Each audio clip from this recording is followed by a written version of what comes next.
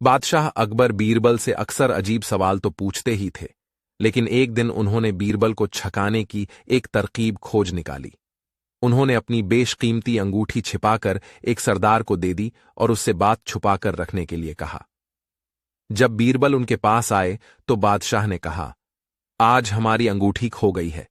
सुबह तो वह हमारे पास ही थी, शौच जाते वक्त मैंने उतार कर रख दी और जब वापस लौटा तो देखा कि अंगूठी गायब है। बीरबल चुपचाप सुनते रहे। बादशाह ने आगे कहा, मुझे यकीन है कि यह काम महल के ही किसी व्यक्ति का हुए, बाहरी आदमी ऐसी हिम्मत नहीं कर सकता। बीरबल, तुम ज्योतिष शास्त्र बखूबी जानते हो, अतः चोर का पता लगाओ। बीरबल ने उस जगह का पता पूछा जहां उन्होंने शौच जाने से पहले अंगूठी रखी थी। बादशाह अकबर ने एक अलमारी की ओर इशारा किया। बीरबल ने उस अलमारी के पास जाकर उससे कान लगाकर कुछ देर बाद हटा लेने का नाटक किया। देखने से यह लगता था जैसे वह कोई बात सुनने की कोशिश कर रहा है। कुछ देर बाद बीरबल ने बादशाह की तरफ देखकर कहा, अलमारी साफ बताती है कि जिसके पास अंगूठी है उसकी दाढ़ी में तिनका है।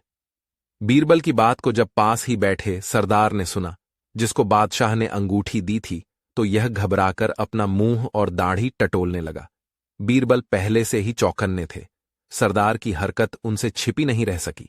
फौरन ही बीरबल ने उस सरदार को पकड़कर बादशाह के सामने पेश किया और कहा, जहां पनाह, आपकी अंगूठी के चोर यही हैं। यह बात बादशाह पहले से ही जानते थे। वह बीरबल की इस चतुराई से बेहद खुश हुए।